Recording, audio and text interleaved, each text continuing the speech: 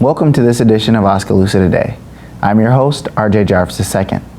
Tonight's story is about Cara Brostram, an Oskaloosa native who put together a fine arts performance entitled Masque of Oskaloosa. It involved theater, singing, and of course, history, and was a one-of-a-kind event. Please enjoy that story and make sure to tune in for the second half of Oskaloosa Today as we bring you a special presentation of Masque of Oskaloosa. Enjoy.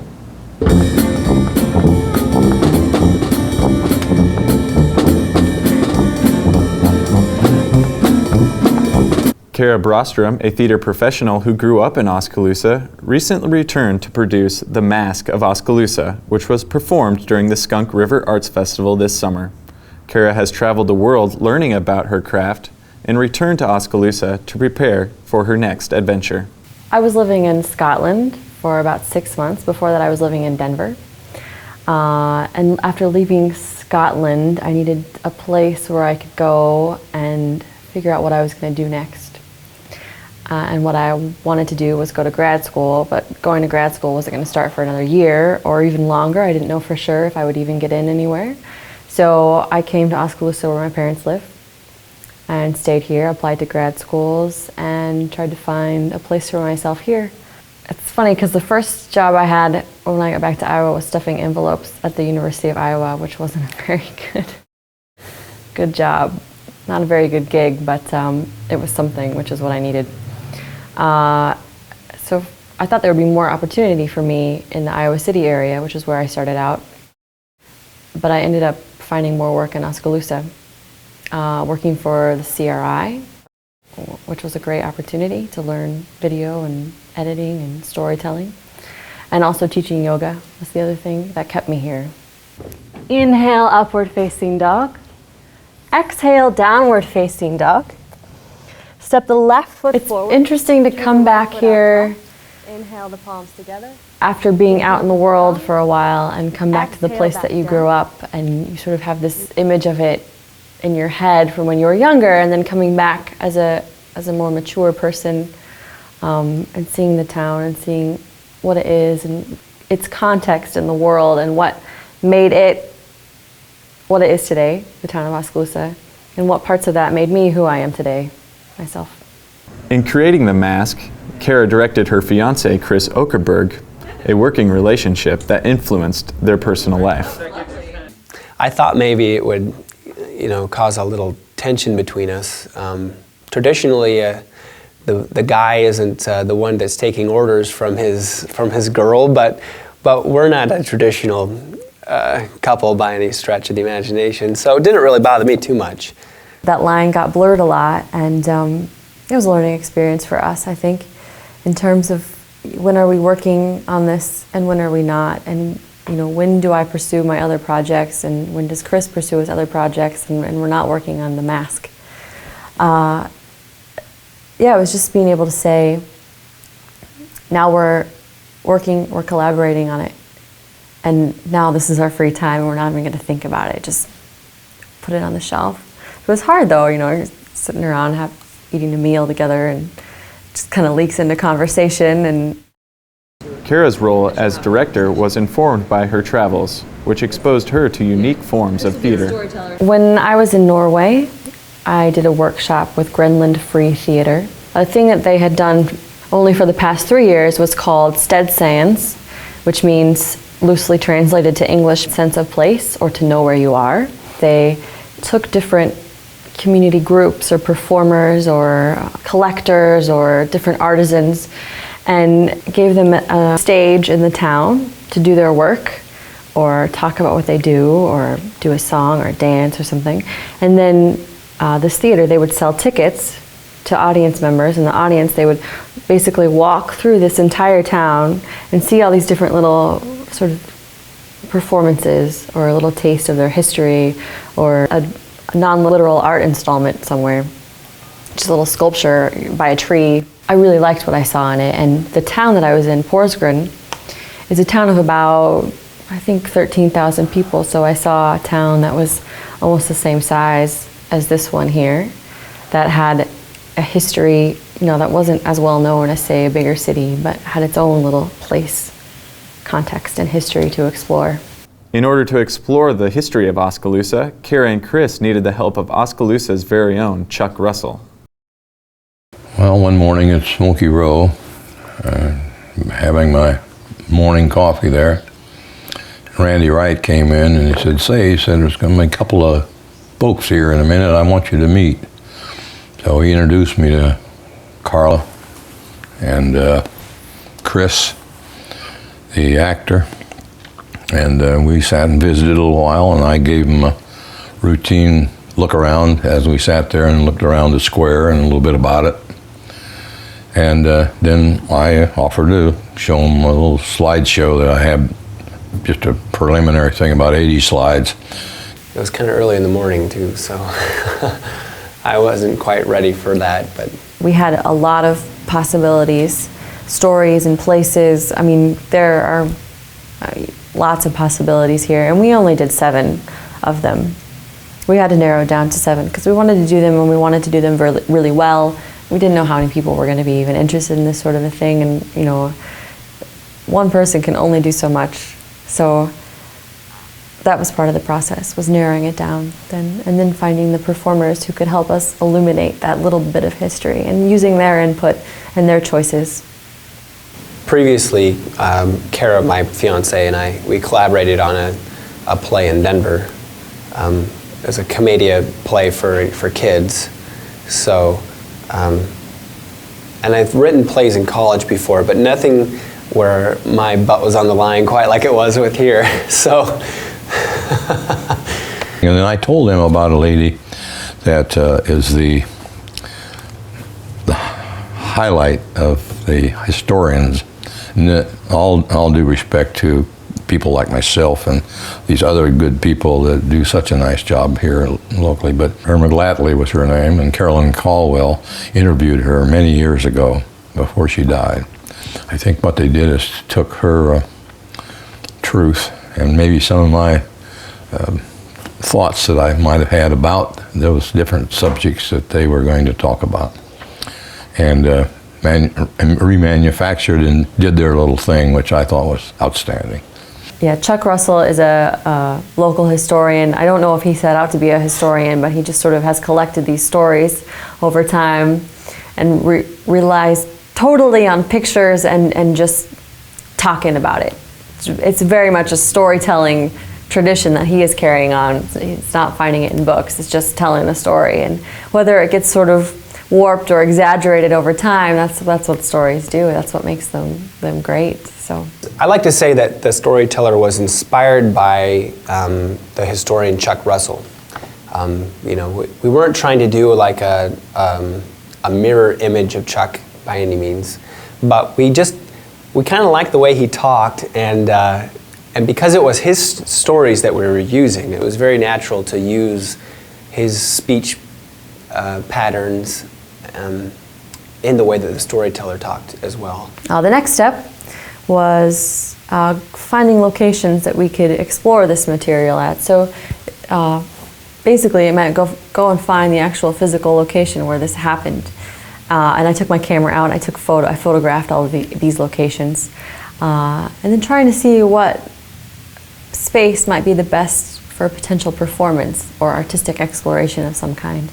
I figured that of all the slides I've taken, I have about 3,200 slides of landscape and buildings in Masque County and Oskaloosa, and probably 2,500 to 23,000 pictures of people.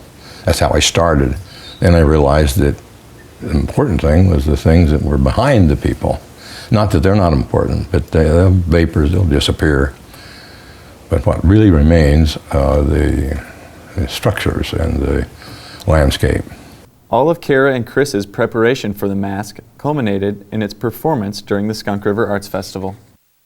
Before every performance, I get a little nervous, and I hide it well, and I learned how to channel that energy into the performance. But yeah. To be perfectly frank about it, about halfway through, I got tears in my eyes because they were doing such a marvelous job of doing something that they hardly knew anything about to start with.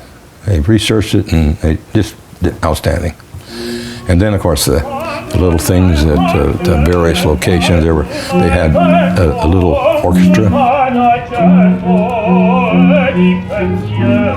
small band.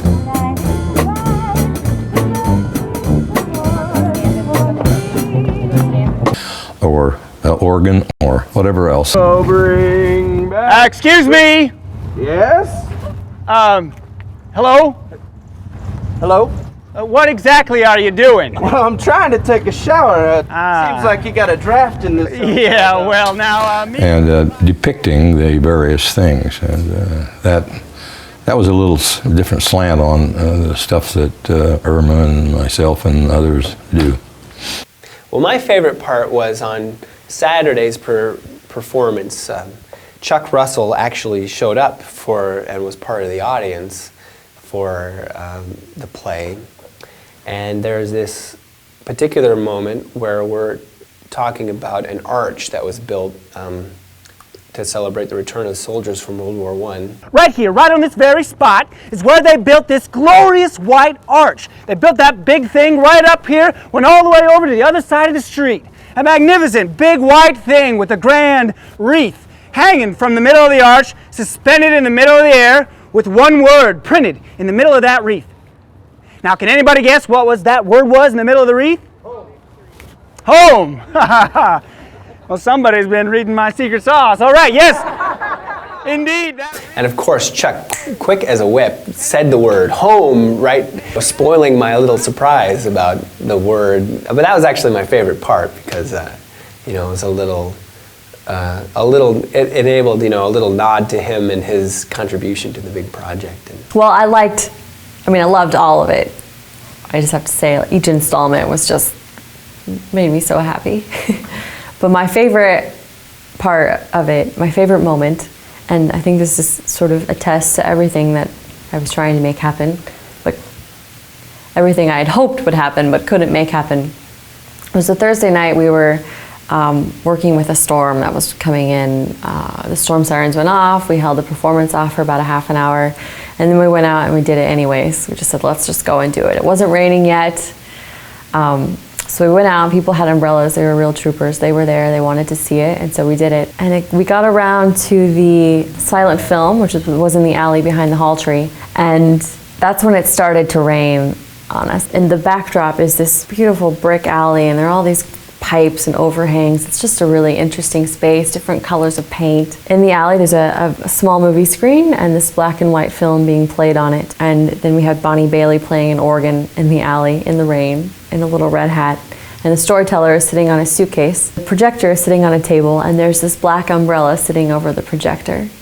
And to me, that umbrella was the best part of the whole scene. It added something totally unpredictable and imaginative to that scene. But that was something I couldn't plan, and that was the magic of it. You can't plan the whimsical things that will happen. I mean, you can only hope, I only hope to set up the structure and, find the people who have the talent and the skill enough to work with whatever environment they're given, or whatever happens that night, if it's raining or not. That's what I can plan for, and you have to have that. You can't just throw it all to fancy and see just put it out there and see what happens. You have to have some sort of an outline of what's going to be. But if you have really good material and you have really good people, and then you leave the rest up to nature and just react to what's happening, then the whimsical will find its way into it. The Masque of Oskaloosa provided residents an opportunity to reflect on the past, and in so doing, reflect on their identity as a community. It seems that Oskaloosa is getting more and more interested all the time in things that happened before. As I always said, of course, you know what happened before because you lived through those things, a lot of them. But you never know what's going to be in the future.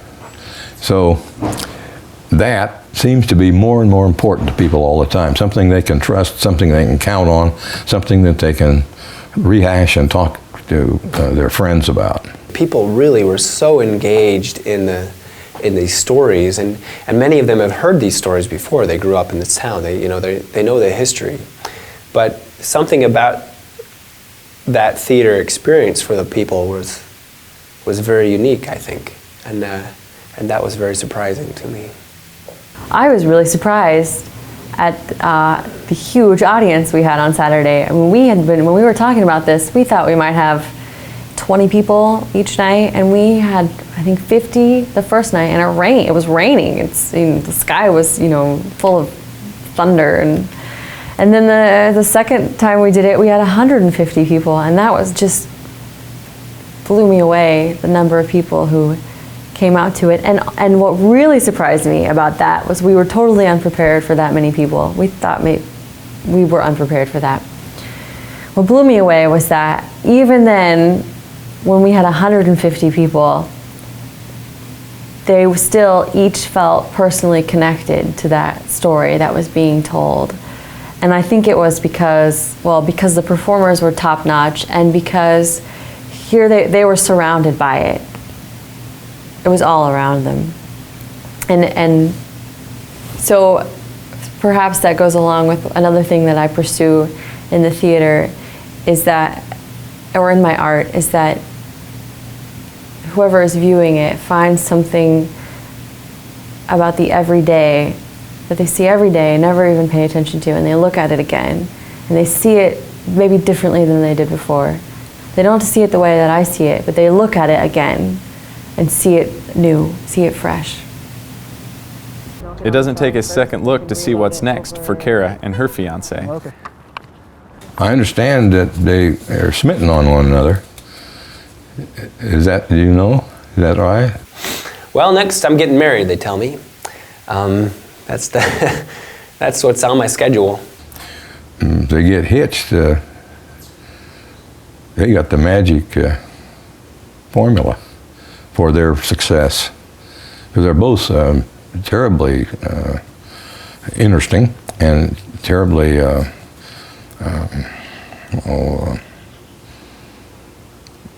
sincere about what they're doing. It got to a point where I said, that's it. Forget the wedding. I'm not going to work on that anymore. It's just Masque of Oskaloosa, and that was my life. It was my full-time life for about a month putting that together. And I joked that I was going to get something mixed up, and Chris and I were going to get married in the middle of the Masque, and whoops, wouldn't that be an accident? I think someone at the chamber thought that might be a good way to draw people at the performance, so that didn't happen. I kept it straight. The Masque was a very challenging thing to work on, and the wedding is, compared to the Masque, is a piece of cake. Easy.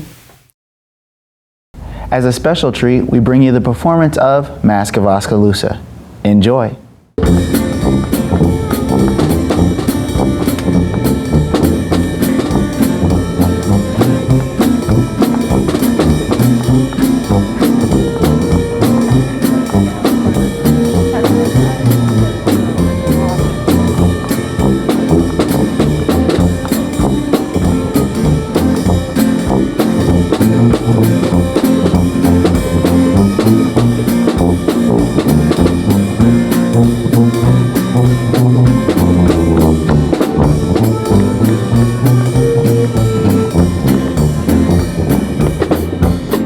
Can you imagine the audacity, the sheer audacity of our forebears building that big thing up there?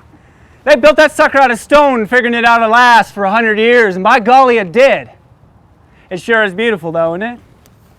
I wonder how many of us today ever passed through this square and hardly even noticed that big old building, that testimony to the kind of people we came from.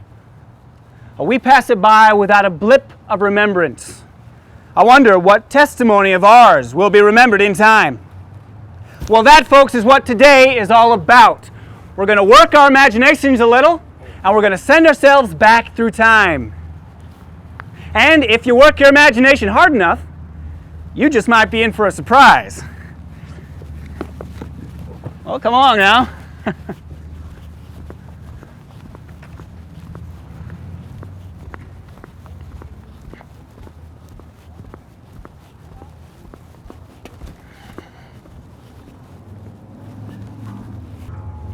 Well, all right. Now this here behind me might look like a real nice parking lot these days, but long time ago there was nothing here but wilderness. Now that's a nice way of saying dirt. Now, in those days, most of us would all be traveling along on foot like we are now. And when it rained, that dirt beneath your feet would turn into mud. Well, naturally, you'd like to stick to the high ground to avoid trudging through all that sogginess. It just so happens that Oskaloosa sits on a ridge, providing some respite from that torrential downpour, which I'm sure today in all these floodings we can all appreciate, can't we? Well, all right. Well, we can thank the wisdom of our forebears for that innovation. And another innovation came along in Oskaloosa in the 1850s.